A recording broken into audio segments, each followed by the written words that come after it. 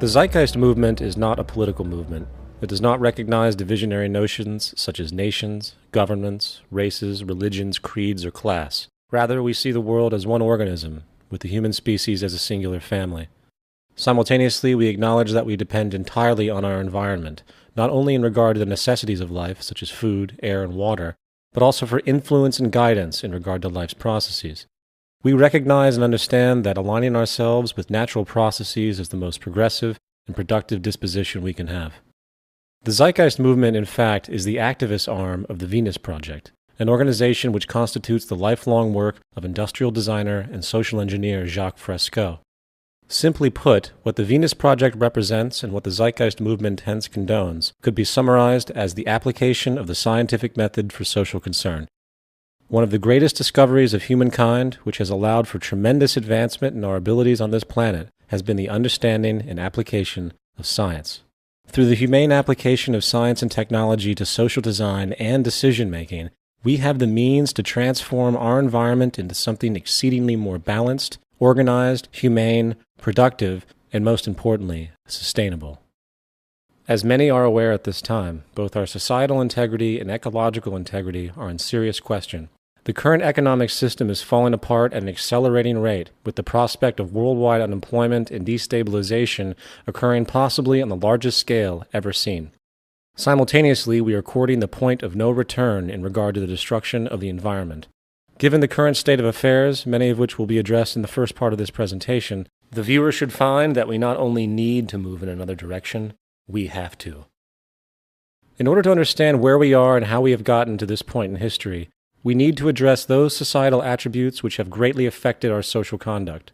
The most important observation in this regard is our use of a monetary system. In this section, we are going to address the mechanisms of our world monetary system, pointing out the consequences this type of organizational structure has produced. These consequences include 1. The need for cyclical consumption, denoting the economic requirement that products and services are perpetually bought and sold regardless of quality and waste. 2. The abundance of scarcity, denoting how resources, goods, and services are deliberately made scarce to ensure profitability within the supply and demand equation. 3. The priority of profit, denoting the vast corruption commonplace in the world due to the need to generate income. 4. Fiscal manipulation, denoting how the central banking systems of the world work to control the economy for the benefit of their corporate constituents and establishment power. 1. The need for cyclical consumption. The roles of people in a monetary system are basically broken into 3 distinctions: the employee, the employer, and the consumer. The employee performs tasks for the employer in exchange for a wage or monetary payment, while the employer sells a good or service to the consumer for a profit, another classification of monetary payment. In turn, both the employer and the employee function as consumers, for the monetary payments they obtain are used to purchase goods and services relevant to their survival. This act of purchasing goods and services is what allows the entire system to perpetuate, thus allowing for the employer and employee to make money and thus continue consuming.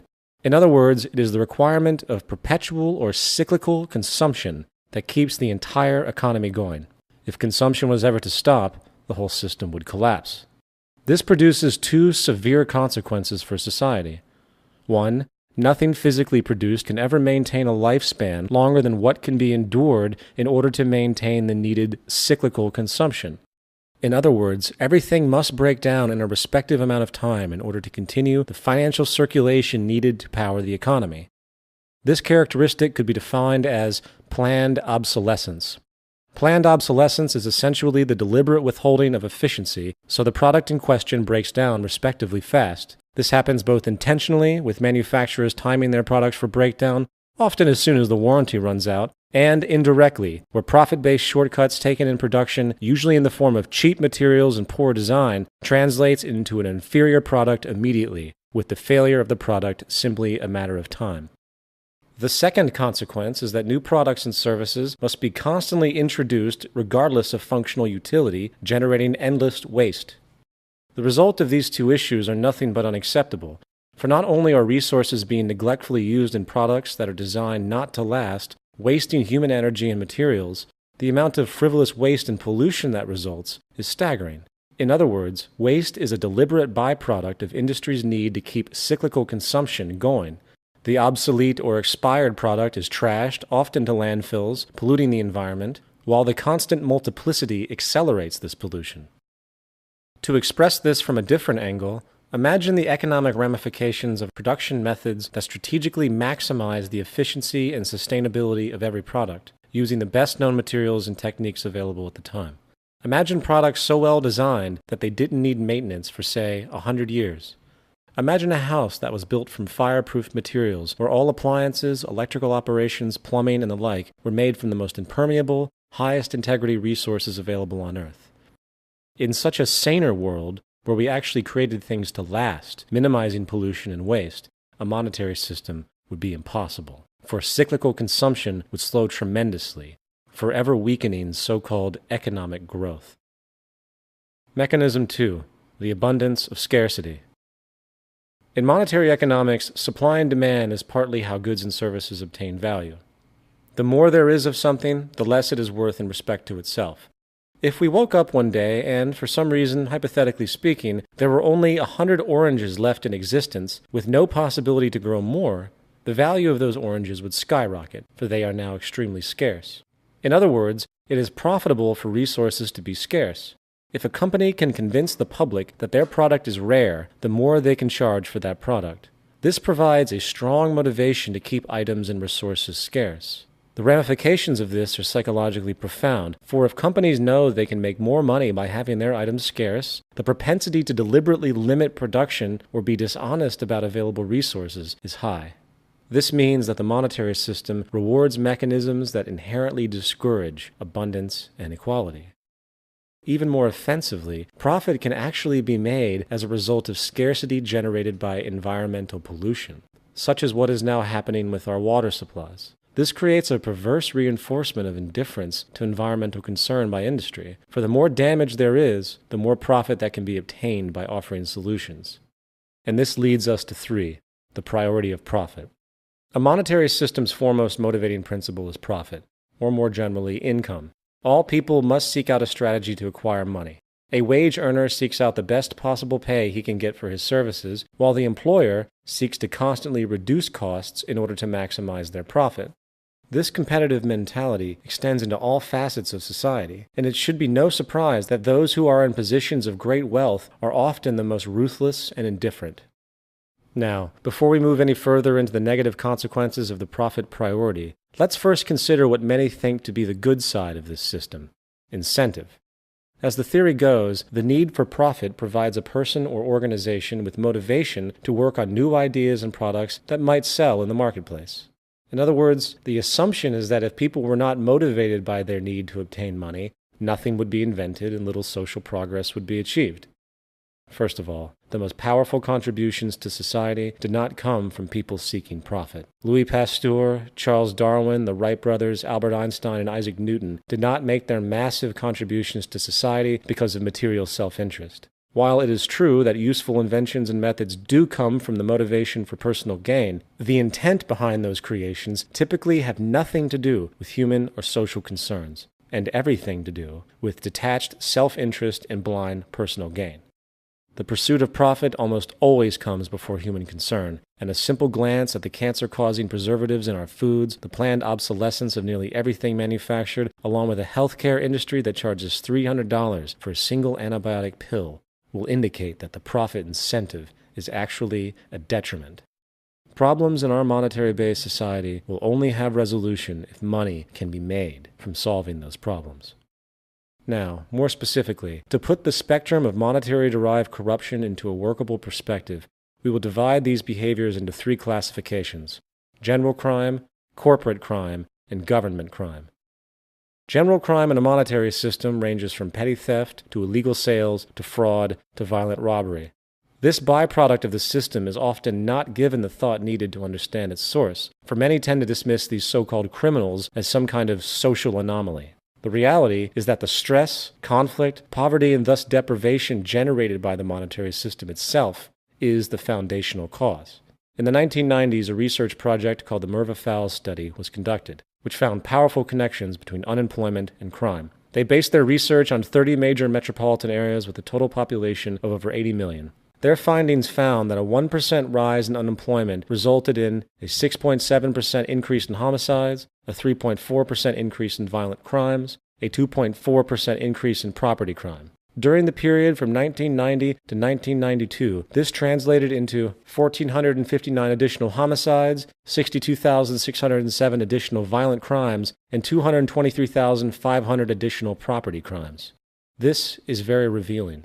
A person living in a deprived environment with little resources, poor education, and few opportunities for work will simply do what they need to in order to survive, while the neuroses generated from the stress of the situation often leads to violent and socially offensive acts. In other words, the environment is creating the behavior. Corporate crime. Corporate crime, which is almost exclusively profit-related, takes many forms. Planned obsolescence, monopolistic collusion, market manipulation, outsourcing, price fixing, labor exploitation, and government collusion are just a few to note. From Enron's deliberate shutting down of California's power plants to boost its energy stocks, to the Bayer Corporation's knowing distribution of HIV-tainted drugs, it should be clear to most people that corporate crime is constant and oftentimes much more insidious than general crime, for the repercussions tend to affect very large groups of people. The corporate criminal's need to secure profitability is no different in basis than the general criminal's need to survive. While the latter typically commits crimes to live, the former commits crimes to further secure their positions of power, lifestyle, and wealth. It is based on fear. The notion of greed, which manifests from a perpetual insecurity derived from the fear of losing what one has, serves as the motivating factor for most corporate crimes. This neuroses is perpetuated and reinforced by what we could call the luxury stratification that the monetary system creates. For in this system, there is a never-ending progression of products available as one's purchasing power increases. And then there's government crime. Government crime is one of the more complex and difficult forms of conduct to consider, for perception of government is highly modified by the prevailing values this ruling class perpetuates through society. For example, patriotism is often used to encourage support for war, making people feel like they have an obligation to agree with the government's decision. That being said, let's take an objective look at what government within a monetary system actually is and represents. The central role of government is basically the invention of regulatory legislation and policies to handle the functioning of society. Idealistically, the broad interests of the public would be the first priority of government. Unfortunately, as history has shown, this is not, and has rarely been, the case. Rather, government as we know it is actually a parent corporation to all the other corporations working within the country's economy. This, of course, makes sense, for the value of any nation is really determined by the state of its economy. This means that the government has a vested interest in the economic position of its nation, most specifically with those interests that benefit them directly. Lobbying and contributions in America alone constitute billions of dollars a year, and this money is given entirely under the pretense of putting the donating party's agenda in action. Now, while the examples of government and corporate collusion are vast, the greatest monetarily derived crime of government is its use of war for the benefit of its corporate and financial constituents. In the words of two-time Congressional Medal of Honor recipient Major General Smedley D. Butler, war is a racket. It always has been. It is possibly the oldest, easily the most profitable, surely the most vicious. It is the only one international in scope. It is the only one in which the profits are reckoned in dollars and the losses in lives. Accelerated industrial creation, military contracts, reconstruction contracts, energy and resource acquisition or theft, high-interest, austerity-driven World Bank and private bank loans for post-war economies are just a few of the highly profitable mediums utilized. The true motivation for war today is actually threefold: industrial commercial profit, maximized for the elite; resource acquisition or theft, as was the case with Iraq and Afghanistan; and strategic geopolitical alignment to increase the ease of further industrial profit and resource theft. War is probably the greatest sickness caused by the desire for wealth and power. Government, with its team of brainwashed assassins on hand, is involved in the ultimate form of self-preservation, and as long as the resources of the world remain hoarded and restricted for the material benefit of a few, this pattern of war will never end.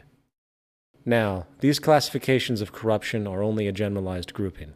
Vast nuances of human behavior and everyday life are also very much poisoned by this mechanism for profit. For if you look closely enough, you will see that nearly every act of strategic monetary gain is corrupt by its very construct. It is just accepted as normal by the conditioned culture. And 4. Fiscal manipulation.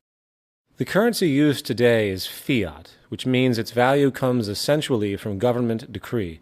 Monetary value in the fiat system is actually derived from how much money is in circulation within an economy, generally speaking.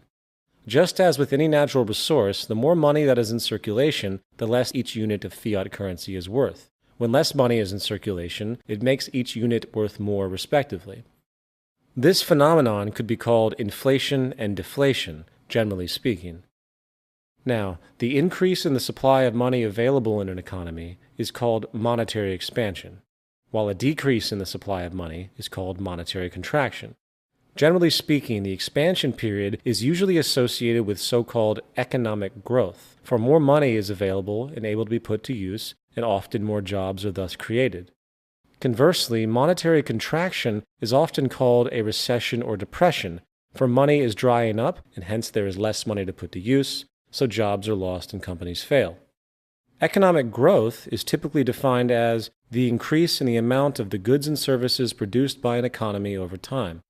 However, let it be understood that economic growth is really a zero-sum game. There is no such thing as true economic growth in and of itself, for the underlying mechanism is based almost entirely on the amount of liquidity or money in the system.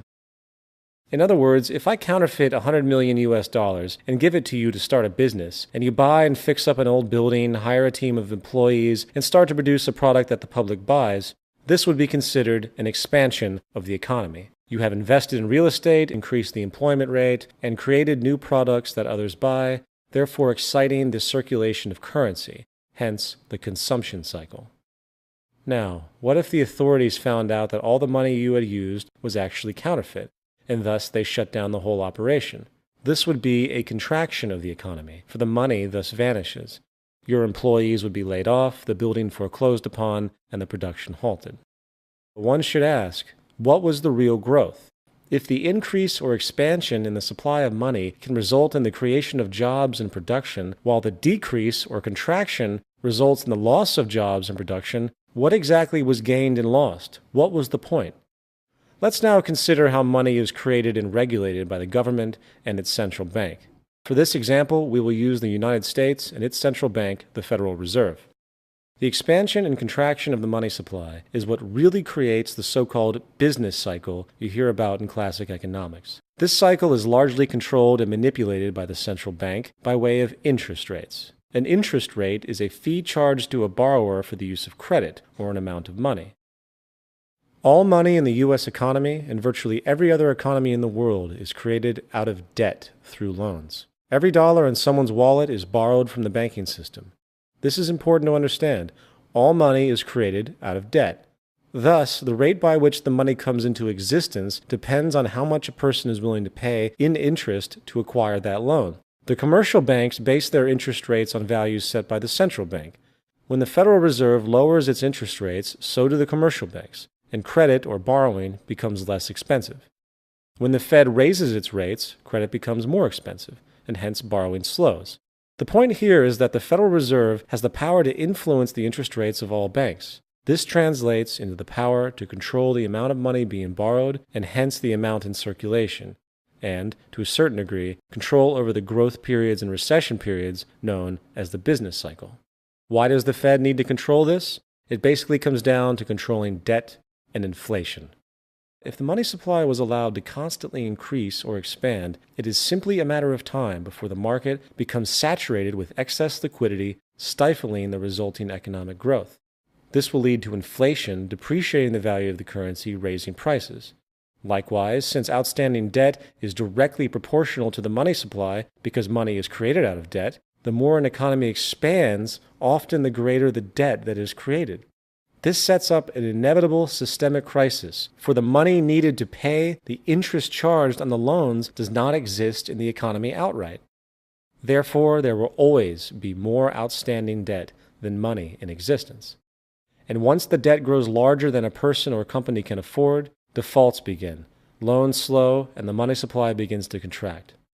This particular scenario of debt overpowering and nullifying expansion could be termed financial failure, very simply. And this leads us to the next section. In this section, we will discuss the nature and ramifications of the current worldwide economic collapse and how it has been compounded by the gross selfishness and social irresponsibility of the government and corporate powers. Then, more profoundly, we will discuss the role technology is having in displacing workers and the powerful changes this phenomenon is going to force in the world economy at large. 1. Beyond irresponsibility. The collective external debt of all the governments in the world is now about $52 trillion, according to the CIA's World Factbook. Of the roughly 203 countries in the world today, only 4 do not owe others money. The United States alone has over $12 trillion of this debt as of January 2009, and a study authorized by the U.S. Treasury in 2001 found that in order to keep servicing the debt at its current rate of growth, by 2013, income taxes would need to be raised to 65% of one's income. The whole world is basically bankrupt. But how? How can the world as a whole owe money to itself? Obviously, it's all nonsense. The monetary system is nothing more than a game. Those in positions of social power alter the rules of the game at will. The nature of those rules are guided by the same competitive, distorted mentalities that are used to compete in everyday monetary life. Only this time the game is rigged at its root to favor those who actually run the show. For example, if you have $1 million and put it into a CD at 5% interest, you are going to generate $50,000 a year simply for that deposit. You are making money off of money itself. No invention, no contribution to society, no nothing. That being denoted, if you are a lower or middle class person who is limited in funds and must use credit cards and get interest-based loans to buy your home, then you are paying interest to the bank, which the bank is then turning around and using, in theory, to pay the person's return with the 5% CD. What the bank is basically doing is stealing from the working poor to pay the leisurely rich.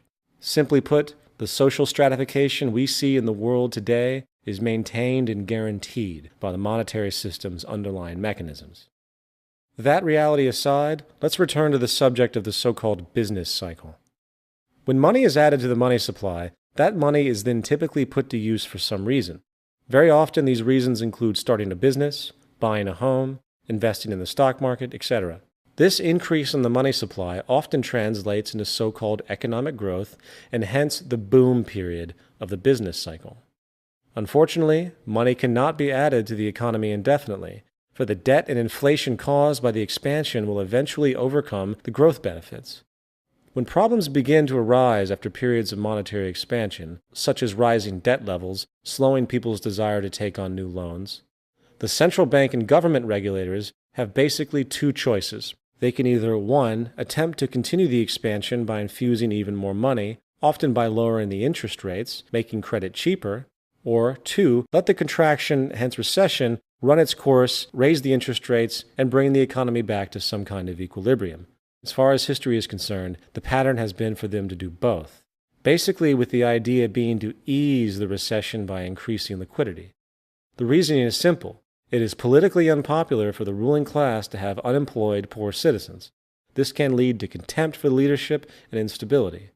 Therefore, there is always the game of placating the public with false security in order to avoid the truth coming out about the inherent dysfunctionality of the monetary system itself.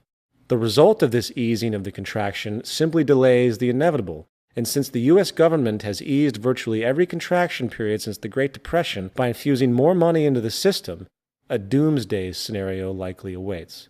The big contraction, and it might be happening right now. As noted earlier, money cannot be added into the economy indefinitely, for the debt and inflation caused by the expansion will eventually overcome the growth benefits.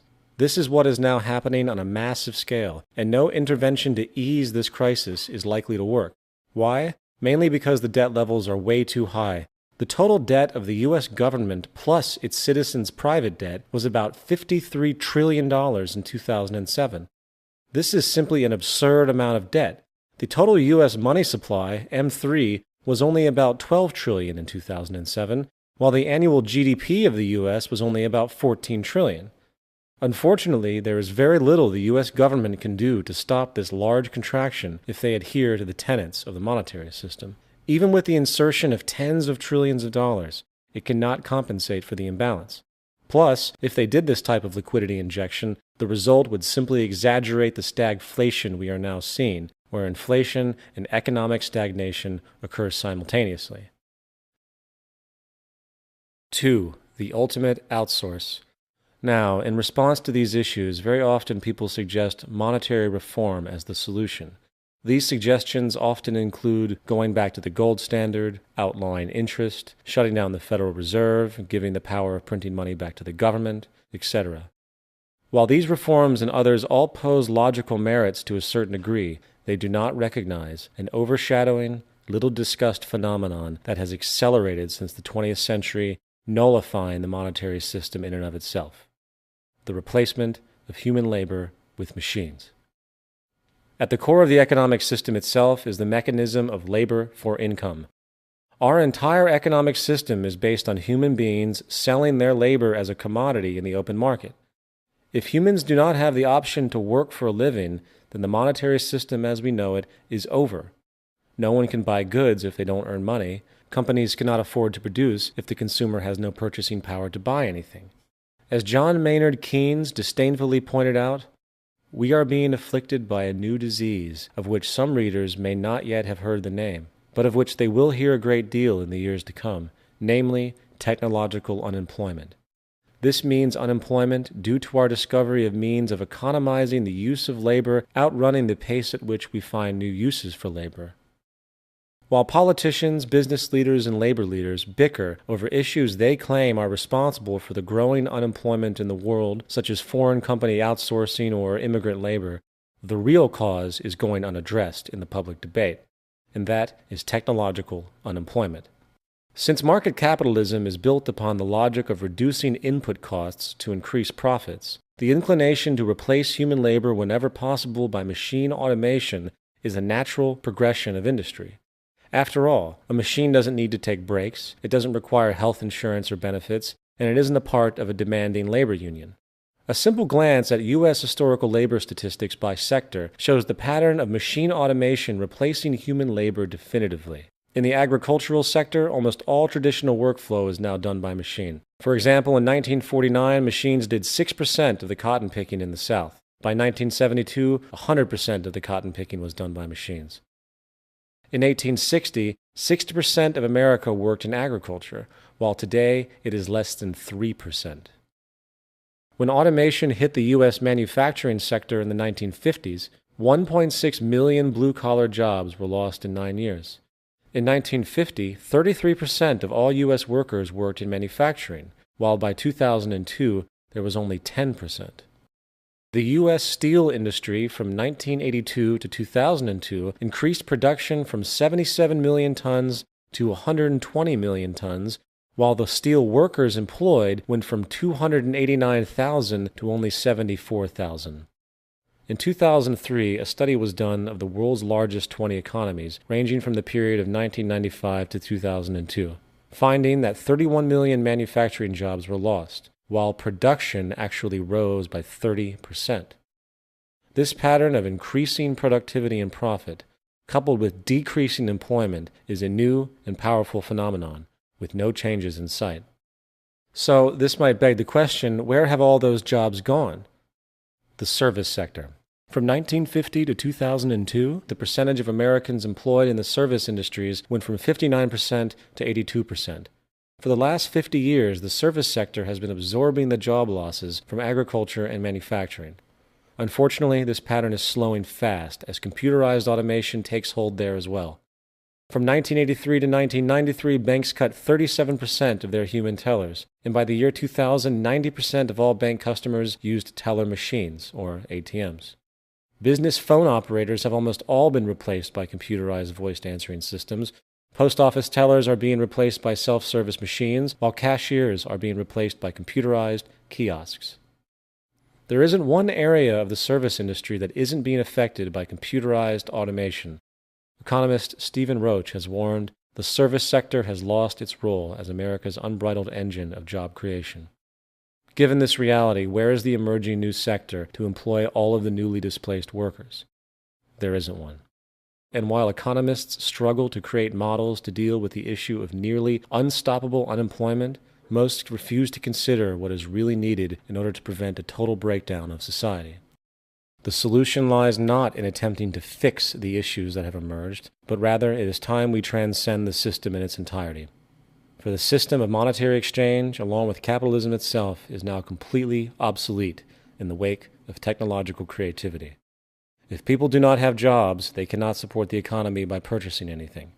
This reality is the final proof that our current system is now completely out of date, and if we want to deter riots in the streets and poverty on a scale never before seen, we are going to have to revise our traditionalized notions about how society functions at the fundamental level.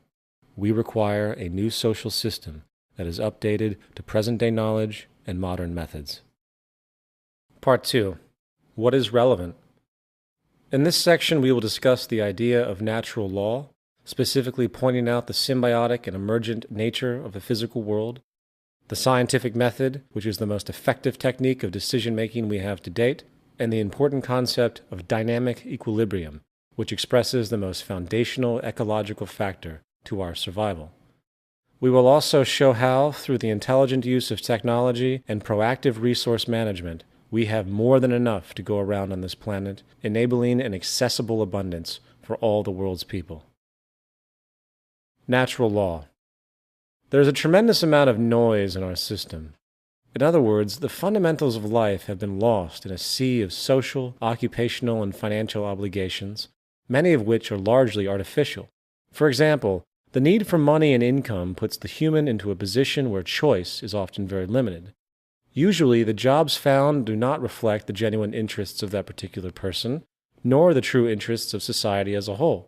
If we were to examine the occupations that exist today, we would tend to find that a great majority of them serve no larger function than the perpetuation of cyclical consumption to keep the economy going. This arbitrariness constitutes a tremendous waste of life and resources. Consequently, the entire educational system in the modern day is nothing more than a cookie-cutter processing plant that prepares humans for predefined occupational roles. This element of human life has become so traditionally ingrained that many falsely consider the nature of having a job some form of human instinct. Even parents will blindly ask their kids, "What do you want to be when you grow up?" as though there was only one thing to prefer.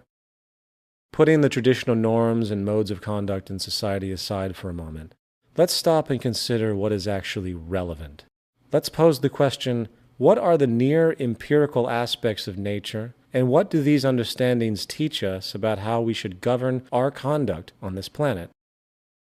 Natural Law 1. Every human needs adequate nutrition, clean air, and clean water, and therefore must respect the symbiotic environmental processes relevant to those needs. Most people today do not understand or consider the interconnectivity of nature and the chain of processes by which our food, air, and water currently come about. However, if we recognize, examine, and learn from these processes, a logical train of reasoning coupled with suggestive inference will guide us to more appropriate human behaviors that will help fulfill our needs. For example, water and air are naturally abundant planetary resources that only require that we, the human population, maintain them and preserve their sources. Sadly, our impulsive, narrow-sighted profit system has seen to it that usable water is now approaching crisis scarcity, for industry continues to pollute the system at every turn. In the United States alone, about 3 million tons of toxic chemicals are released into the environment a year, contributing to birth defects, immune system disorders, cancer, and many other serious health problems. The symbiotic relationship of natural processes has a built-in frame of reference, which is accessible by understanding how the world actually works via scientific investigation. Very simply, our behavior should be guided by the priority of seeking the highest optimization of circumstances that preserve and maximize the abundance and quality of our necessities of life. Sadly, this is not happening. The fact is, our sustainability is under severe threat by the current methods we are using. The monetary system continues to operate with the interest of short-term gain at the expense of long-term destruction. As natural law denotes, we need high-quality air, food, and water to live. Therefore, we must overcome any practices which disturb or create the propensity to disturb the symbiotic environmental processes which keep our basic needs in order. If we don't, the consequences of our violation of this law could put us past the point of no return environmentally, and thus the survival of the human race will be in question. Natural law 2. The only constant is change, and human understandings are always in transition. There is no evidence to support the idea that anything we think is true today will maintain its integrity tomorrow. While certain observed natural phenomenon may seem near empirical, based on current scientific evidence, the specifics of each notion will always be altered, for our tools and methods of analysis are always changing and hopefully improving. In the words of C.J. Kaiser, absolute certainty is a privilege of uneducated minds and fanatics. A cursory glance at widely defended historical notions, from the earth being flat to the sun revolving around the earth, teaches us that intellectual change is constant, and in turn, humans must keep as open a mind as possible to new information, even if it challenges that person's sense of identity. Everything we think and know are only probabilities, and with modern methods of analysis which have proven to have proactive benefits to society over long periods of time, we can now weigh our understandings and beliefs on an evolving, sliding scale, ranging from least probable to most probable. This is based not on human opinion or subjectivity, but on concrete feedback responses from the natural world. And this point brings us to the scientific method. Nature itself has its own set of rules, and it doesn't have the capacity to recognize or care about what you or anyone else wants to believe is true. Given this reality, it is in our best interest to learn and align with nature as best we can. The best known method for the discovery and application of the laws of nature is termed the scientific method. The scientific method basically has 3 steps: recognizing a new idea or problem that needs to be solved, the use of logical reasoning to create a hypothesis, considering all information available, and the testing of that hypothesis in the physical world through observation. The scientific method of inquiry is what has allowed the human species to gain comprehension of themselves and the physical world. For better or for worse, it is what's behind virtually every advancement that has improved the lives of the human species. However, most in our romanticized world still tend to view science as a cold, heartless medium, while citing distorted human value abominations such as the atomic bomb in refutation of the scientific perspective. In reality, science and technology are only tools, and like anything else, they can be used for productive or destructive purposes. That is our choice. Dynamic equilibrium. A dynamic equilibrium occurs when 2 or more opposing processes proceed at the same rate. There is an equilibrium that exists in the physical world which dictates, on some level, what the possibilities are for those organisms that utilize the available resources for survival. With respect to our planet, we would call this the carrying capacity of the Earth. The human management of dynamic equilibrium on this planet, which is the most important initial variable regarding the management of society itself, can only come from first understanding what the carrying capacity of the Earth actually is. The needs of the human population must be in balance with the resources of the planet. That being said, let's now examine what we know or can infer about the planetary resources available.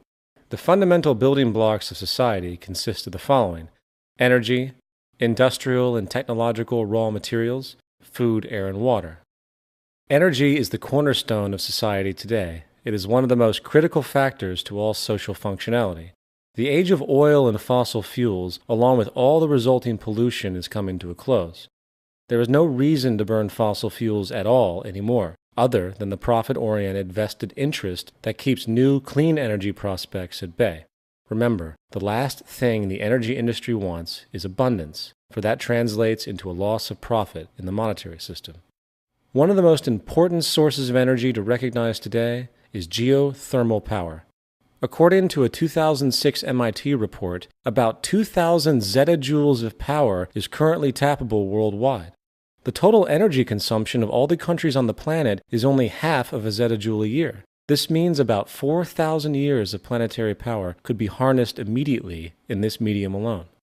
As far as wind energy, a 2005 Stanford University study published in the Journal of Geophysical Research found that if only 20% of the wind potential on the planet was harnessed, it would cover all the world's energy needs.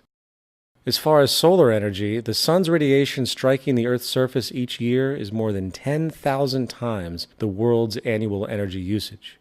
From simple photovoltaic panels that can capture energy into storage batteries for private use, to full-scale solar power plants, new technology is constantly emerging, which is vastly improving this potential.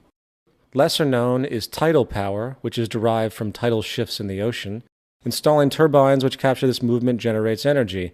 In the United Kingdom, 42 sites are currently noted as available, forecasting that 34% of all of the UK's energy could come from tidal power alone. However, more effectively, wave power, which extracts energy from the surface motions of the ocean, is estimated to have a global potential of up to 80,000 terawatt-hours a year. This means that 50% of the entire planet's energy usage could be produced from this single medium. In view of all of these options, energy is nothing but abundant on this planet. The only reason people today think it might be scarce is because of the monetary system's strategic propensity to create the scarcity. The next question is, what about industrial raw materials? Can the Earth's supply of raw physical materials such as wood, iron ore, aluminum, and such support the needs of the world's population? Global mineral reserves are currently measured by commercial output production. Sadly, this does not give a clear picture of what is actually available.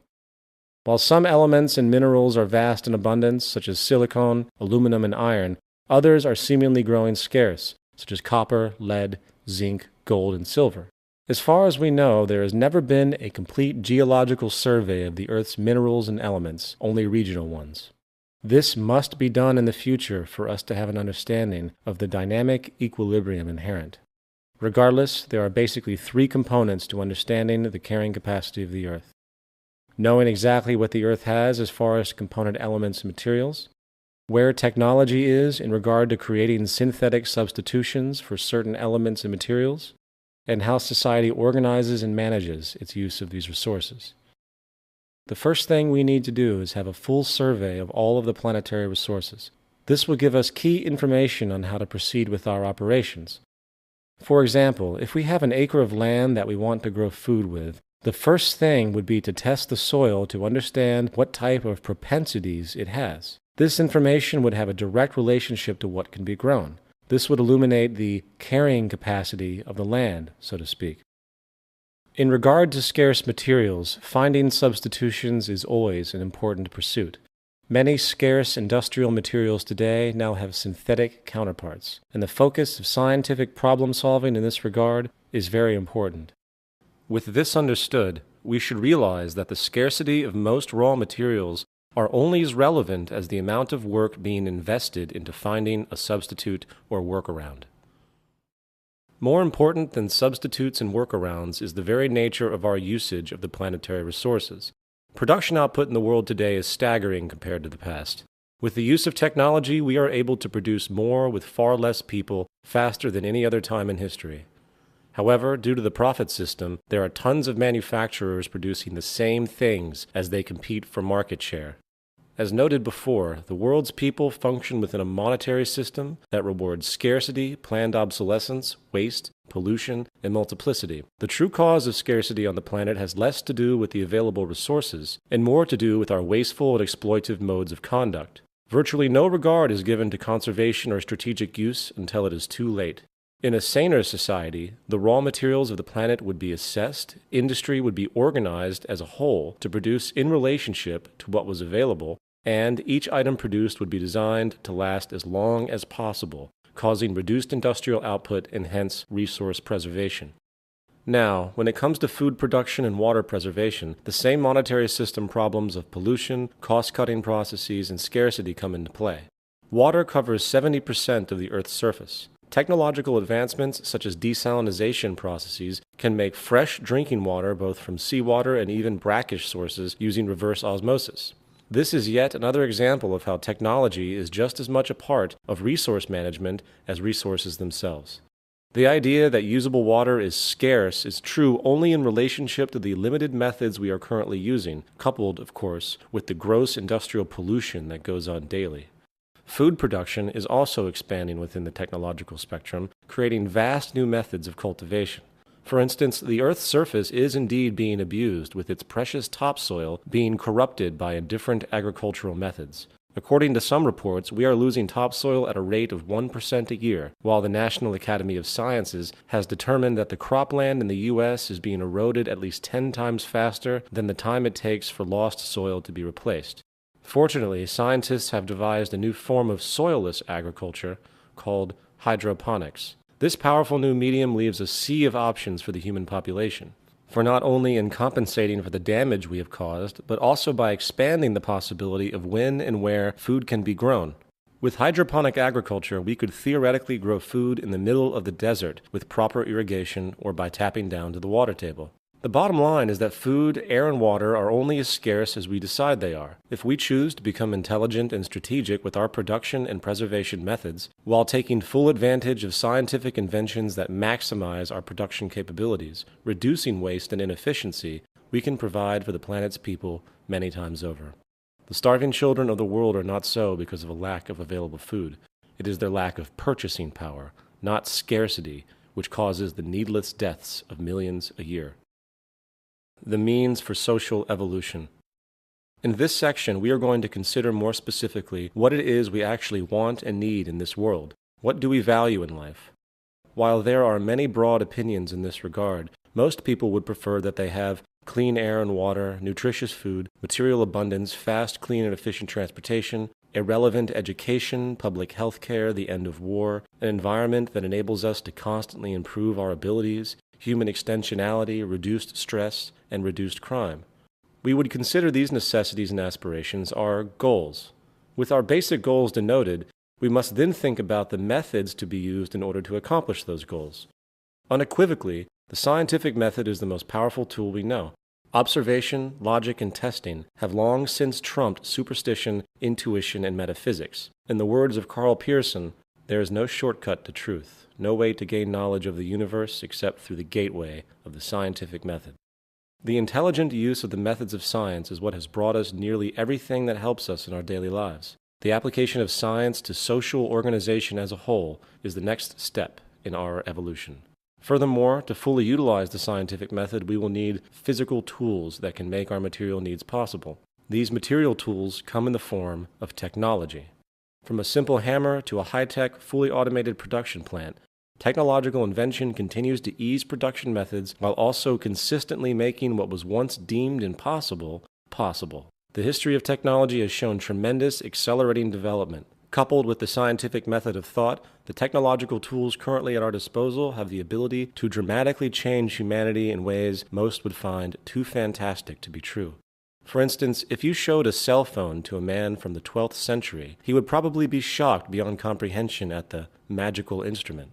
Science and technology has continued to defy prior assumptions of possibility and will continue to do so. It can safely be assumed that whatever the future holds, from a technological standpoint, it will likely seem impossible and ridiculous from the standpoint of today's understandings and methods.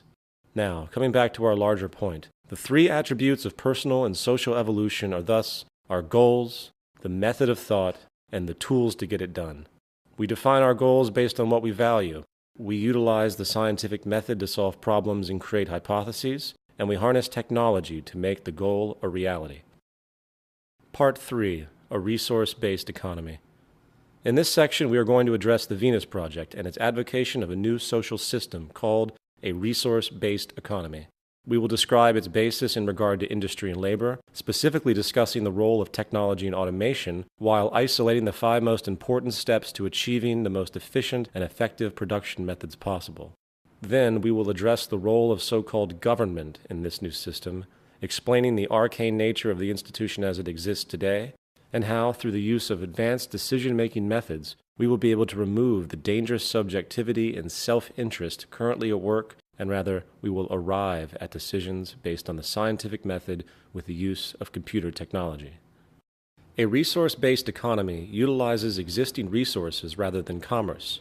all goods and services are available without the use of currency, credit, barter, or any other form of debt or servitude. The aim of this new social design is to free humanity from the repetitive, mundane, and arbitrary occupational roles which hold no true relevance to social development, while encouraging a new incentive system that is focused on self-fulfillment, education, social awareness, and creativity, as opposed to the shallow and self-centered goals of wealth, property, and power, which are dominant today. The Venus Project recognizes that the Earth is abundant with resources, and that our outdated methods of rationing resources through monetary control are no longer relevant. In fact, they are very counterproductive to our survival. The monetary system was created thousands of years ago during periods of great scarcity. Its initial purpose was as a method of distributing goods and services based on labor contributions. It is not at all related to our true capacity to produce goods and services on this planet. The bottom line is that physical survival and quality of life is based solely on our use, management, and preservation of the Earth's resources. Now, with our ever-growing scientific ingenuity to utilize those resources in the most humane, technologically constructive, and strategic ways, the tradition of labor for money and money for resources now has no legitimate basis. Industry and labor. As expressed previously, statistics have shown that human beings are increasingly being replaced by automated machines in the workforce, causing unemployment and hence a reduction in the purchasing power of the citizenry, slowing so-called economic growth.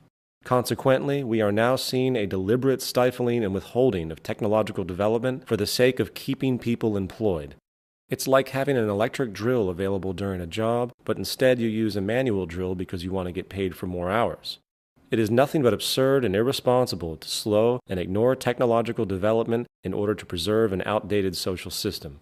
We need a social design that focuses on maximizing our technological abilities for the sake of freeing humanity from drudgery and increasing productivity to its highest potential. Anything less is really unacceptable. Now, for the sake of argument, let's completely forget about our current monetary-based social system and take a fresh look at modern industrial production methods as would be implemented in a resource-based economy. The question to consider is, how do we design a production system that maximizes high-quality output, reduces waste, considers the dynamic equilibrium of the Earth, and reduces repetitive and mechanical human labor? Based on the scientific method, here's how the logical reasoning for industrial production methods would unfold. Step 1. Survey the planetary resources. Step 2. Decide on what needs to be produced, oriented by priority ranging from bare necessities, such as food, water, shelter, to utility-based production items, such as raw materials, automation machines, and technological development, to production items used for non-utility-based purposes, such as entertainment media, radios, musical instruments, etc. Step 3. Optimization of production methods while maximizing the product's lifespan. Step 4. Distribution methods for human access. Step 5. Optimized recycling of the products that become outdated or inoperable. Step 1. Survey the planetary resources. As denoted before, it is critical that we know what we have on this planet, for that translates into what the possibilities are. With this information, industrial production is always adjusted to compensate for any emerging scarcity, along with the most mathematically appropriate raw material distribution based on availability and most relevant application. Any scarce resource is thus immediately addressed by seeking alternatives and substitutions.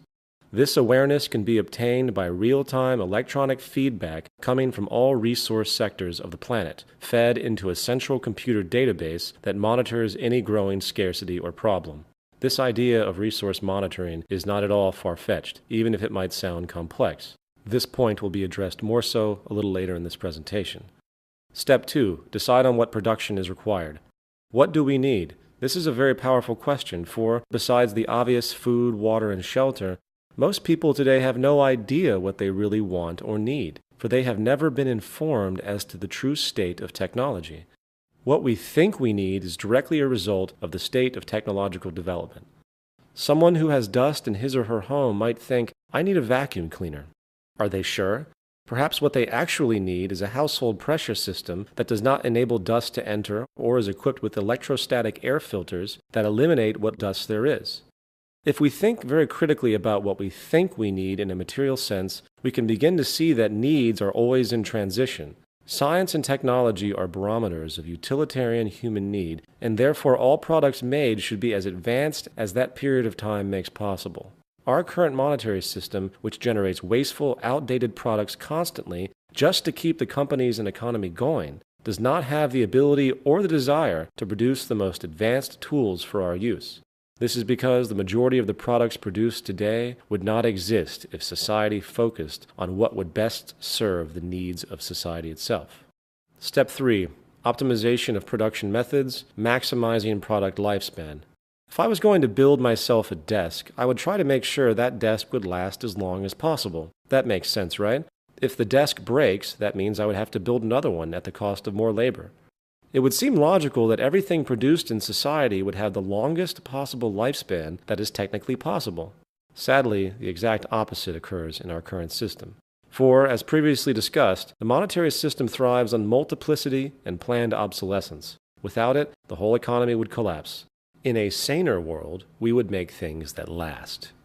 The optimization of production methods is about using the most powerful materials and methods while outputting the most long-lasting and effective products. Furthermore, human labor is not only currently being replaced by machines because it is more cost-effective in the profit system, machine labor is actually much better than human labor, and output statistics have shown this continually. This, of course, should be of no surprise. For a machine does not get tired, and it is always more accurate and consistent than a human mechanically.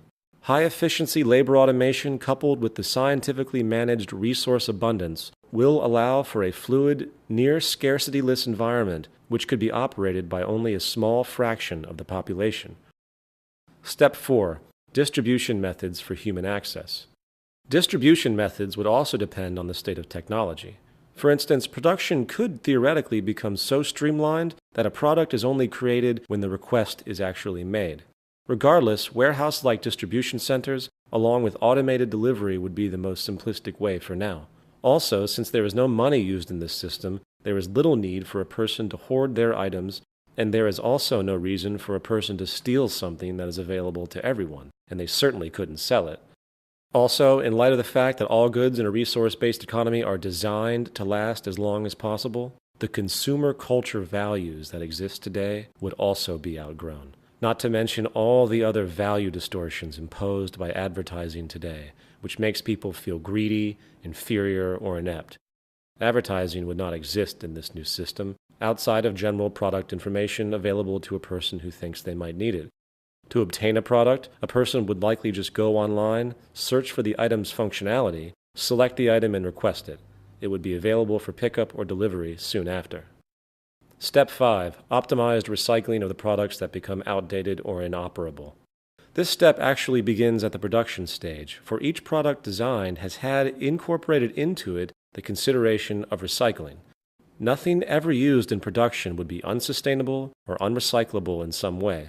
This is strategically considered to make sure that all older products are reused to the maximum amount enabled by known methods, reducing waste. Now, one of the more confusing and difficult components for many to consider has to do with the deliberate focus of using machines to replace human labor whenever possible. The question is always, who will maintain the machines? Machinery today is now being combined with computerization. Essentially, a computer is the brain of the machine, and it instructs the machine what to do. This combination of machine and computer intelligence could be termed cybernation. Cybernated machines today are probably the most powerful and influential invention humanity has ever created. The possibilities of these tools are on pace to changing the entire fabric of society, beginning first with the freeing of the human labor force. In the words of Albert Einstein, ultimate automation will make our modern industry as primitive and outdated as the Stone Age man looks to us today. This reality is not something we should fight. We should embrace it emphatically. Cybernation is the emancipation proclamation for humankind, freeing us from the drudgery of common labor, opening new horizons for human creativity and exploration. These cybernated machines far exceed the physical accuracy and endurance of the human body, while also being able to compute at incredible rates, also far exceeding the computational speed and capacity of the human brain. As far as application, the first step is to ensure that the cybernated machines we devise are of the highest quality components and programming. In order to do this, we would have to outgrow the monetary system, for it perpetuates inferior products for the sake of cyclical consumption. There is no reason why everything in your home, from your refrigerator to your stove to your television to your computer, could not last your lifetime without physical repair.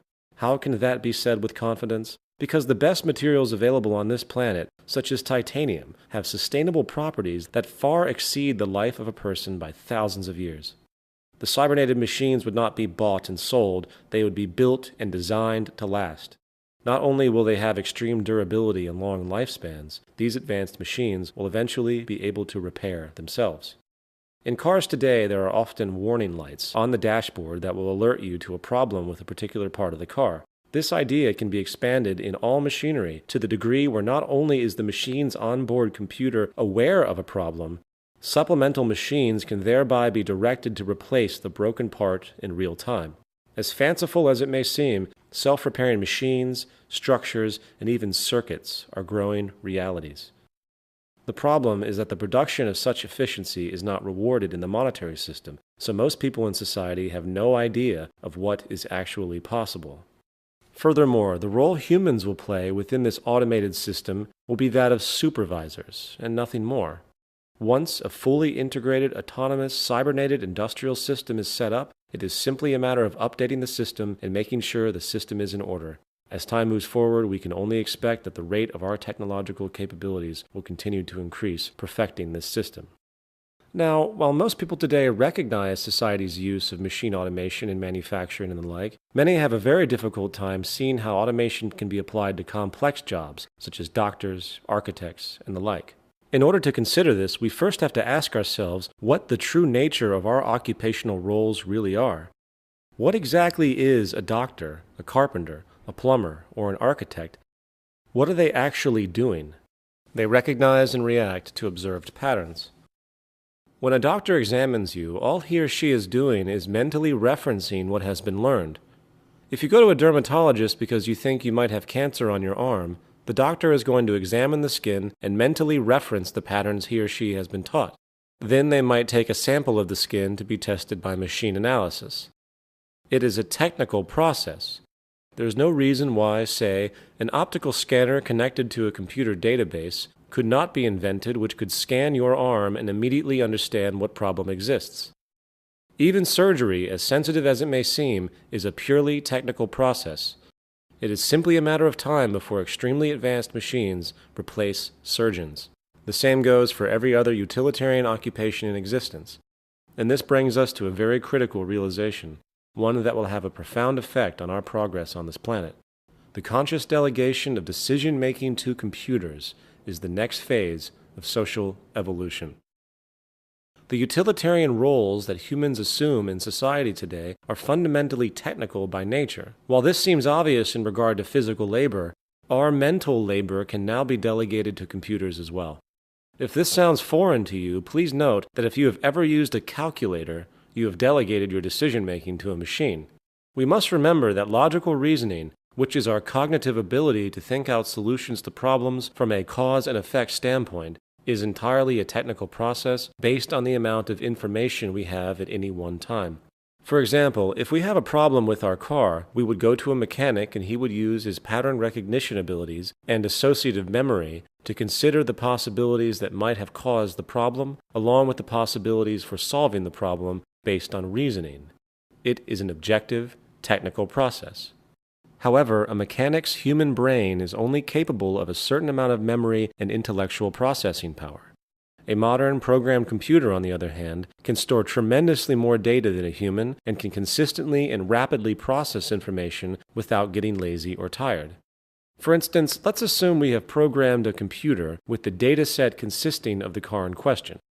The computer has been programmed to know every component, every weld, and every electronic pathway, etc. of that vehicle. It has also been programmed with the application of physics, so it can relate to the actual cause and effect functionality and operation of the car, not just its parts. When the car is taken in for repair, the mechanic will simply go over to his computer and input a description of the problem. He might input left headlight not working. The computer would then immediately present a list of all relevant issues related to the headlight and then present a series of framed questions to the mechanic which logically attempt to locate the cause of the problem. The computer might say, check the connection of cable 15B, and then show a diagram of where the component is located in the car. If the mechanic finds that isn't the problem, he inputs that new information back into the computer, and the computer goes to the next logical possibility. The computer is really making the decisions. The mechanic is just orienting its focus, just like a calculator. The bottom line is that there is really no area of human operation that cannot be extremely perfected by delegating decision-making processes to computer intelligence. The fact is, the only thing that now separates us from machines on a cognitive, utilitarian level is our ability to create complex associations in our mind. No computer today has yet to respond effectively to being asked a complex question in the English language or any language. It requires that the language be transformed into one that it is programmed to understand, such as mathematics. However, new technological fields, such as artificial intelligence, are beginning to grow with incredible possibilities for this kind of awareness. In time, complex thought processes once thought could only be accomplished by the human mind will eventually be achieved by computers. With this understood, we will now describe how this new possibility of delegating labor and decision-making to a multifaceted, highly efficient computerized system is what will constitute the replacement of the institution we know of as traditional government. In the words of Dr. Ralph Linton, the tremendous and still accelerating development of science and technology has not been accompanied by an equal development in social, economic, and political patterns. It is safe to predict that such social inventions as modern-type capitalism, fascism, and communism will be regarded as primitive experiments directed toward the adjustment of modern society to modern methods. First of all, government as we know it is a byproduct of environmental scarcity. They are really monetary system creations. Sadly, due to the very nature of their power, history is one constant chain of governmental corruption, from the genocidal slaughter of peoples in opposing nations to the deliberate oppression of a country's own people in order to maintain the established order. Now, government decisions today are based on self-interest, just like the corporations. There will never be such a thing as an ethical government as long as money can be used to influence the decisions of political participants. When we understand that everything in regard to social organization is a technical process, we then see that there is little reason for traditional opinions in the solving of any problem. If a person reads one page of a book and closes it, he or she can easily have an opinion on that book as a whole. If another reads the whole book, they might also have an opinion. Whose opinion would you value more, the person who read the full book or the person who only read one page? In other words, the more information taken into account in the process of decision-making, the more accurate that decision will be. As discussed earlier, computers can now access trillions of bits of information a second across vast informational databases, and compute output results near the speed of light. The transfer of decision-making to computers is the next phase of social evolution. It greatly reduces human error and removes dangerous biases, subjectivity, and erroneous opinion. Because of the limitations of the sensory and cortical equipment in our body and mind, no one can know everything there is to know in the world.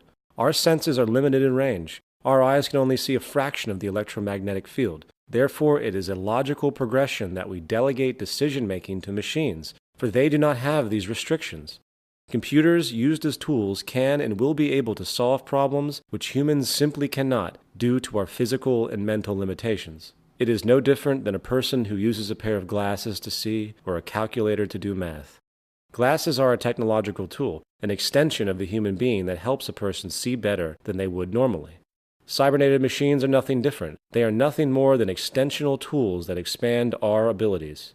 The human species has the powerful ability to improve itself through technological invention, and we must realize this and maximize its potential. In a resource-based economy, people do not make decisions. They arrive at them through the use of advanced technological tools that incorporate the scientific method. There is no Republican or liberal way to design an airplane. So why do we use these outdated worldviews to operate society today? When we recognize society as a technological invention, with its component variables really no different than the component variables of an airplane, we then see that our orientation towards so-called government should be purely scientific. Politics is outdated, for its processes are largely subjective, highly influenced by money, and virtually without scientific reference. Government and the concept of the state will eventually be outgrown entirely and replaced by an objective system of global resource management and technological organization. Government thus becomes a cybernated system, which is intimately combined with industry and is only responsible for the production and distribution of goods, along with resource and environmental management. Generally speaking, the components of this new system would be as follows. 1. A central computerized database containing catalogs of every known material and every known technical understanding. As noted previously, computers have the ability to catalog information and logically compute it on a scale much larger than any human can. As stated before, the most efficient decisions we can make are decisions that take into account all known relevant variables. Only computers will be able to handle the integration of all known earthly knowledge and come up with decisions that will be logically based on the full known range of data. Just as with our previous example of our car mechanic who had his tailored database program for solving mechanical problems, this central computerized database contains all known knowledge ranging from the properties, combinations, and applications of every element on the periodic table to the complete known history of technological invention. Once the associative system emerges, which will allow computers to contextually cross-relate all the known disciplines, we will have at our grasp a tool of immeasurable possibilities. For the new method of problem-solving and invention will be an interaction with this database program. In fact, it will likely come in the form of a simple website on the internet. You would pose a problem or question to the database, and it will give the best feedback that is possible based on the current state of knowledge at that period in time. It is no different than interfacing with a calculator, but this new calculator has a powerful associative system and an extensive database of knowledge that can not just understand and compute math. It can integrate physics, biology, astronomy, and every field of science into a concentrated tool. If this sounds like science fiction, you can rest assured that the U.S. military's Pentagon likely already has similar database and decision-making programs which it uses for war strategies. However, in order for this system to be effective, it must also have real-time feedback input from the planet in order to understand what resources we have so we can account for dynamic equilibrium. Therefore, the central computerized database would lock into an Earth-wide autonomic sensor system with environmental sensors in all relevant areas of the planet, generating industrial electronic feedback regarding resources, operations, and other environmental issues. This holistic system keeps track of all the resources on the planet while also monitoring the Earth for environmental disturbances which humanity should be alerted to. This will not happen overnight, but if we begin with constructing regional systems and over time interlink all the regional structures, it could be created sooner than we think. The interaction of this sensor system will inform the central database program of what is available and what is scarce, while the database will in turn constantly adjust industrial methods based around the dynamic equilibrium on the planet, along with improved technology. Now, even with our understanding of the profound, labor-relieving effect computerized automation will have on society, when we finally decide to outgrow our scarcity-based monetary system and focus on the maximization of technological invention and abundance for all the world's people, there will still, of course, be the necessity for human technicians to work within the system, updating it and overseeing its operations. We can consider them interdisciplinary teams. Interdisciplinary teams of technicians oversee the system and help orient research projects to continue growth, efficiency, and social evolution. In an optimized version of this system, no more than 5% of the world's population would likely be needed to run the show. The more optimized and powerful our technology and methods become, the more that number decreases. They would simply work in scientific fields relevant to the functionality of society. Of course, many who hear this often ask, what about democracy? How do I participate in this system? Do we elect the interdisciplinary teams? In a resource-based global economy, the traditional concept of politics, elections, and the like has no relevance or basis. While this notion scares a lot of traditionally minded people, it must be reiterated that our problems in life are technical and are relative only to humanity as a whole. We must also face the fact that so-called democracy in today's world is a complete illusion. It always was. People think they have choice in our current system because they can press a button on a voting machine and put some pre-selected person into power. Once that person is in power, the public then has no say. Did you vote for the space program? Did you vote for the cabinet of a new president? Did you vote for the tax cut? Did you vote for where highways or power grids go? Did you vote for the war in Iraq? No, you didn't. The traditional concept of a participatory democracy is a cruel joke. The game has been used to give the public the illusion of control for countless generations, while the distorted monetary powers at the top continue to do whatever they please. There never was a true democracy in any country in history, and there never will be as long as the monetary system is in operation and scarcity is perpetuated. So then, how would a person participate within a resource-based economy? Well, how would you define participation? True participation in society would entail understanding how society technically worked, and then constructively proposing ideas or innovations to be implemented, created, or altered. The first thing a person would do is interact with the central database, which, as denoted before, would come in the form of an internet web page that every person on the planet has access to. They would then input their proposal. The central database, with its historical knowledge and full integration of all scientific fields, would then analyze the concept for its scientific and technical integrity, along with optimizing the materials required, if necessary, based on current understandings and availabilities. If the proposal is initially accepted by the central database after it examines it for its basic integrity, it would either immediately be put into production, such as would be the case for a desired invention, or it would be turned over to the interdisciplinary teams that oversee the implementation of the new proposal and orient it into the system. The person who submitted the proposal would then become a part of the interdisciplinary team relevant to the idea. These teams would not be fixed, but constantly revolving based on who wants to participate in a given field and what they have to contribute. This is a true election, based on what a person has done, not what they say they will do. Furthermore, the public's fear of traditional corruption will have little basis, for there is no reward for it. The interdisciplinary teams do not get paid in any way, for their worldviews have been expanded to realize that their reward is, in fact, the fruits of the society as a whole, and they contribute because it benefits them directly.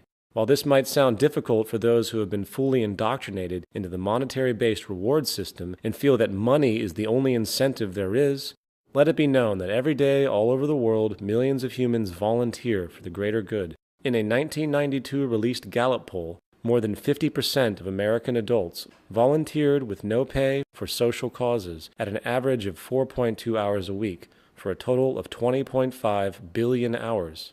This is an incredible triumph for the collective human spirit, for even with the sickness of narrow self-interest generated by the monetary system, humans still strive to help each other and give to society without reward.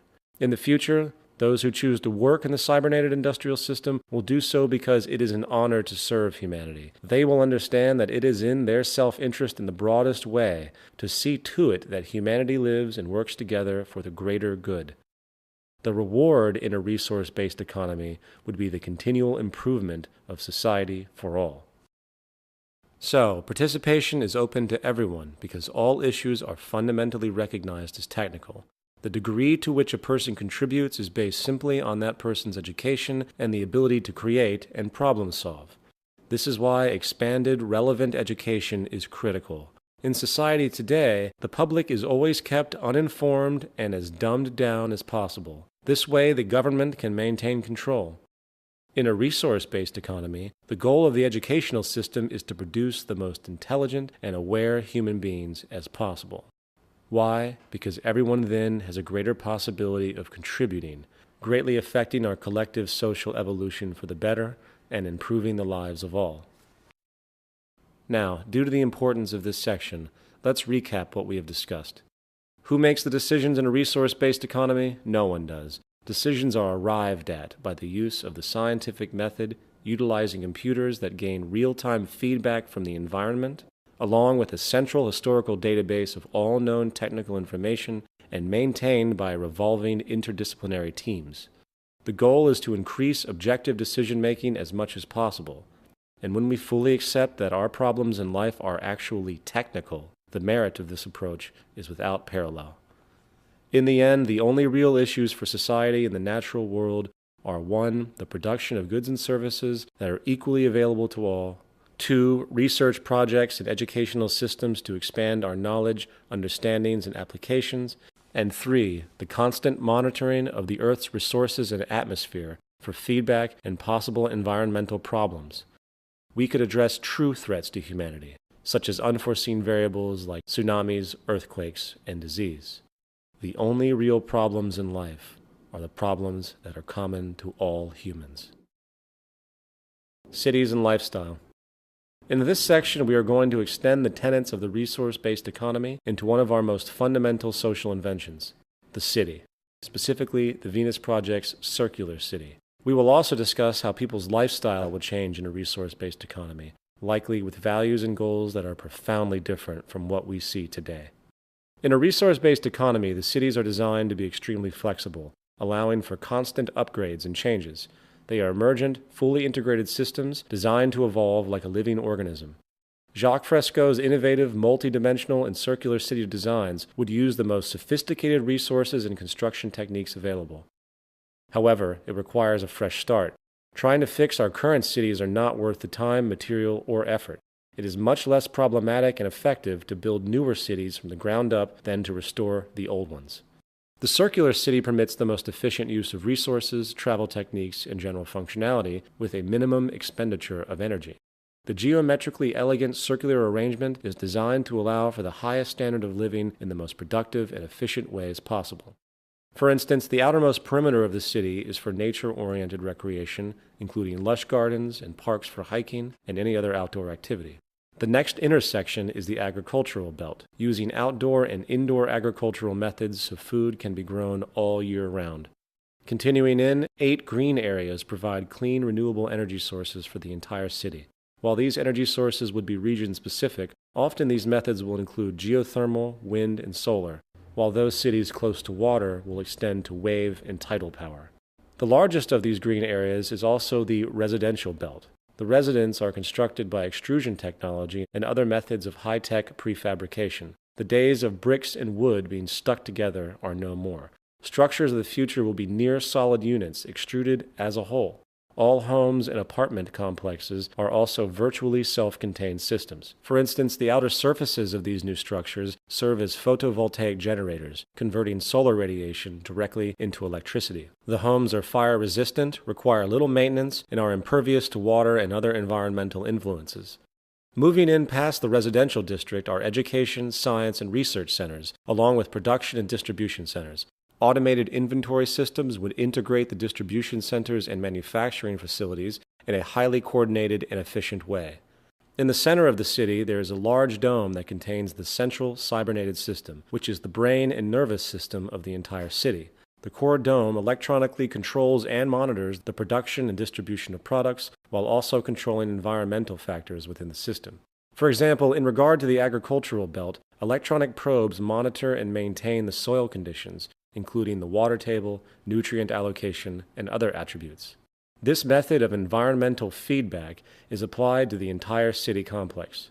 This way, a balanced load economy can be maintained, with overruns and waste eliminated. Waste recycling and other needs are located beneath the surface of the city, always utilizing the most advanced and clean technology. Other city designs would include various land city configurations, total enclosure cities, along with cities in the sea. Regardless, the cities on Earth, in whatever form they take, are all tightly interconnected within a worldwide system. Just as each city has a central organizational dome which functions as the brain, along with its nervous system, consisting of computerized environmental monitoring via satellite and electronic probes, the larger world complex absorbs each city and monitors the broad spectrum of the environment, making sure that there isn't a problem or material resource needed in any of the individual cities, while also regulating larger order processes for all cities and the environment as a whole. Lifestyle. It's important to point out that in our current system, the traditional family is broken, with both parents having to work in order to survive. Monetary economics undermines family cohesion and childcare. Stress is always high due to medical bills, insurance, education costs, employment insecurity, and living costs. In a resource-based economy, the integrity of the family will be returned. Beyond that, the cultural values of society as a whole would undergo profound change. With the monetary system outgrown and the world working together to produce abundance for all the citizens of the planet, activities we appreciate will expand greatly, for the amount of human freedom will be unlike anything we know today. Consequently, one of the more in-depth changes in lifestyle and values will be the way people think about property. In most of the world today, property is a powerful concept, with people often associating their social status to what they own. As stated before, the monetary system requires cyclical consumption to function. This naturally leads to people being manipulated into thinking they want or need a particular good or service. With the powerful tactics of modern advertising, most in the world support an artificial, materialistic value system that entails wanting more and more goods and services, often regardless of the necessity or utility. In a resource-based economy, the monetary system will no longer pollute the human mind via its manipulative arm, advertising. The endless sea of billboards, media commercials, magazines, and the like will no longer poison the landscape or our perceptions. This will cause a dramatic shift in what we find important and hence change our lifestyles. More to the point, in a resource-based economy, there is no reason for property. Property is an outgrowth of scarcity. People who had to work very hard to create or obtain a product or resource in turn protected it because it had immense value relative to the labor entailed along with the scarcity associated. Property is not an American or capitalist idea. It is a primitive mental perspective generated from generations of scarcity. People only claim ownership because it is a legal form of protection. In a system of abundance without the need for money, the idea of ownership becomes irrelevant. In this new system, no one owns anything. Instead, everyone has unrestricted access to everything. Ownership is a massive burden. No longer will a person need to live in one place. One could travel the world constantly. Anything needed is obtained without restriction. There is no reason for abuse, for there is nothing to gain. You can't steal things that no one owns, and you certainly couldn't sell them. Household items would be obtained through central distribution in the cities, while recreational items are available on call or near the location of interest. For example, if you go to a golf course, you would select on-site your clubs from the most effectively designed models available. You use them, and then you return them. If you decide to keep the clubs, go ahead. That's your burden. For why would a person want to transport, maintain, and store golf clubs when they can always have access to them and return them on site? Our homes today are full of stuff that we hold on to because of the supposed value they maintain. This waste will no longer be needed. In this economic model, the city, or in fact the entire world, is really your home. If you require an automobile for whatever reason, the car is made available for you. When you get to your destination, the satellite-based driving system will automatically make the car available for others to use, as opposed to sitting in some parking lot, wasting space and time. In society today, the need for property results in extreme product overlap and redundant waste. It is much more intelligent to create a universal shared system, for it dramatically reduces waste, redundancy, and increases space and efficiency. Human behavior. In this section, we are going to discuss the issue of human behavior and its relationship to the environment, while also addressing the legal system and its extremely despotic, backwards basis for influencing human conduct. Some people who consider the tenets of a resource-based economy tend to think that the system would be difficult due to something called human nature. The argument is that humans are inherently competitive, greedy, and blindly self-serving, implying that no matter how technically good things are in society, there will always be corrupt people who want to abuse others and seek dominance. Human nature is defined as the shared psychological attributes of humankind that are assumed to be shared by all human beings. Therefore, the implication of the term is that certain psychological, hence mental behaviors are in some way hardwired into a person. We are thus supposedly born with some preset psychological inclinations.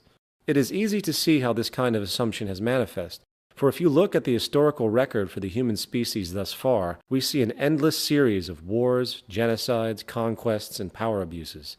Given that this is the pattern we recognize, it is easy to assume that it must be some set human nature to behave in ways that are historically reoccurring. Furthermore, so-called criminal behavior has been a focus of psychologists for some time. Is it the responsibility of an individual's genetic makeup that makes them a so-called criminal? Or is it the environment in which they are raised that determines this? This is the age-old question of nature versus nurture. First, what exactly is criminal behavior?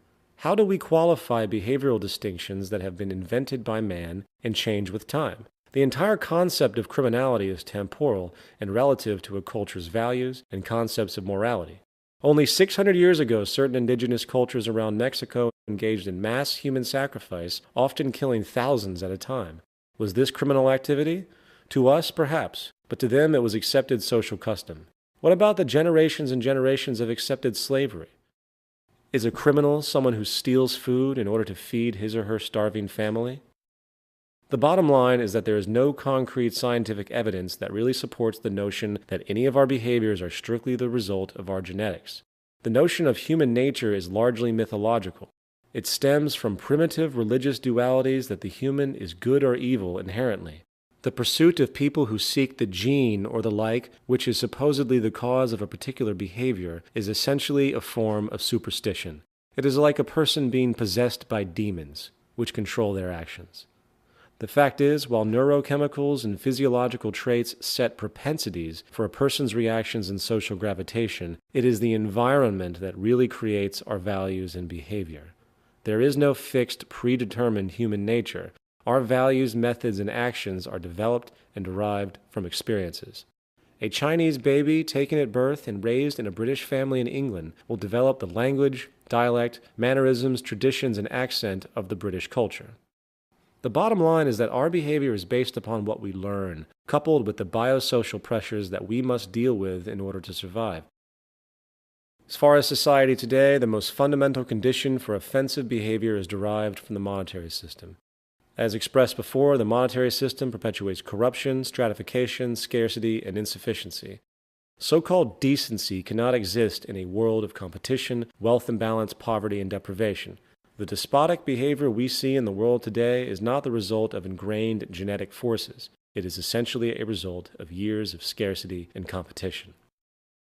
The legal system. In response to this, society today attempts to control people by way of threat, using laws. Laws are nothing more than patches which do not address the root causes of behavior. If a person is arrested for stealing, very little thought is given as to why that person chose to steal to begin with. Rather than consider the root causes, society today takes the easy way out and often removes the so-called criminal via prisons. The source of any so-called crime is really society itself. There is no such thing as a criminal. As repeatedly expressed, the monetary system generates corruption by its very construct. As the Merva and Fowl study presented previously clearly shows, socially offensive behavior is directly related to the socio-economic circumstances. The great majority of people in prisons come from deprived socio-economic positions. Therefore, if we want to alter the behavior of people, we have to alter the social conditions. We want to design out the flaws.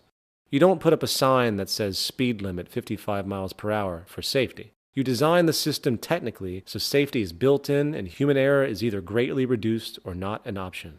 If you don't want a person to steal, you make what they need readily available to them without the need for debt, subservience, or competition. With the progress of technology today, we have the ability to create a new social system that can allow all people access to the necessities of life without a price tag, debt, or servitude. This will have a profound effect on the way people treat each other and interact in society. A staggering drop in crime would be the result, for most crimes are monetary related. Furthermore, for those crimes that might occur, such as a person who kills another out of jealousy, they would not be treated as a criminal, but rather as a sick patient. Society will understand that people are products of their environment, and rather than condemn the person to a cold, concrete cell, social scientists, psychologists, and sociologists will heavily research the cultural causes that generated the killer's behavior and consider those conditions that need to be altered, often through education. In conclusion, since antiquity, great religious and secular philosophers alike have constantly advocated peaceful, unified ideals for humanity. From Christianity to Hinduism, the idea of seeing others as yourself is a long-standing disposition. Sadly, one glance at society today makes one wonder why the idea of universally valuing and respecting your fellow human being and working together has never taken root. Today's self-interest, money-oriented society creates an environment that refuses to allow for the universal caring and account of another. This system is based on the perpetuation of oneself at the expense of others, and therefore it will never allow for a world of balance and harmony. The fact is, it is time to stop praying, stop wishing, and stop blindly talking about our supposed humanistic and religious ideals and actually work to make them happen. A resource-based economy puts into practice everything the great religious and philosophic teachers have always talked about in regard to humans embracing each other as their own and working together in mutual respect as a single human family. The use of science and the scientific method, while often deemed cold and heartless, actually presents one of the most profound spiritual unfoldings we have ever seen. While many people look with great awe and respect upon figures like Mother Teresa and her selfless nature, few tend to see Alexander Fleming, the man who discovered penicillin, in the same romanticized way. Penicillin has saved countless more lives today than any charitable idea or organization. The point is that science and technology are divinity in action. We cannot wait for some divine revelation or some great man to guide us. We must realize that we are on our own on this planet, and it is up to us to change the world for the better. It is time we stop pontificating and providing lip service to those spiritual values which religious and secular philosophers have been discussing for millennia and finally put them into practice. Science is the tool for this functional spirituality, and if we work to apply its methods for the betterment of civilization itself, we can reach the spiritual goals we have sought since antiquity.